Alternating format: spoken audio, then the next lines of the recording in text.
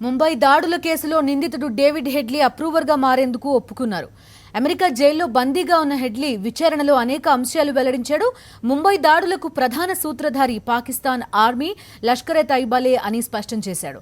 ఈ దాడుల నేపథ్యంలో తను ముంబైకి 8 సార్లు తప్పుడు ధృవపత్రాలతో వచ్చి వెళ్లినట్లు హెడ్లీ ఒప్పుకున్నాడు. లష్కర్-ఎ-తైబా వ్యవహారాలు చూసే సాజిద్ మీర్ సలహా మేరకు తప్పుడు పేర్లతో ఇండియాకు వచ్చినట్టు హెడ్లీ వివరించాడు. చివరిసారిగా 2009లో ఇండియాకు వచ్చి వెళ్లినట్టు హెడ్లీ తెలిపాడు. देखिए साहब, ऐसा है, हमारे कंट्री में लेफ्ट हैंड को पता नहीं, बाएं हाथ को पता नहीं दायां क्या कर रहा है, और दाएं को पता नहीं बाएं क्या कर रहा है, और क्या मिलजुल के करना चाहिए।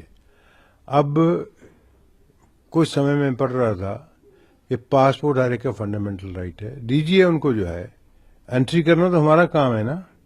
जिसको थोड़ा भी शक हो, 7 बार आया, क्या करने आया है? एक तो स्टाफ नहीं देती गवर्नमेंट, पुलिस का स्टाफ जो सारे देश के लिए 21 लाख है, एक्चुअल जो सितंबर ने कहा था 16 लाख के करीब है, 5 लाख वैकेंसियां हैं। तो एयरपोर्ट पे पुलिस कैसे करेगी? इमिग्रेशन भी वही पुलिस होती है उनको करने के लिए। जब मैन पावर नहीं होगा तो ऐसे लैप्सेस हो जाएंगे। पहले अपने घर को तो ठीक करे, स्टेट गवर्नमेंट का सब्जेक्ट है, स्टेट गवर्नमेंट करे, उनको रिस्पॉन्सिबिलिटी ले। 7 बार आया है आदमी, किस पीरियड में आया है, क्या बिजनेस है, किसी को सस्पिशन नहीं हुआ। हमारा जो पॉलिसी देश में होगी है रिएक्शन की, एक्शन की नहीं, प्रीएम्प्ट करना, इन चीज़ों को रोकना, वो नहीं है।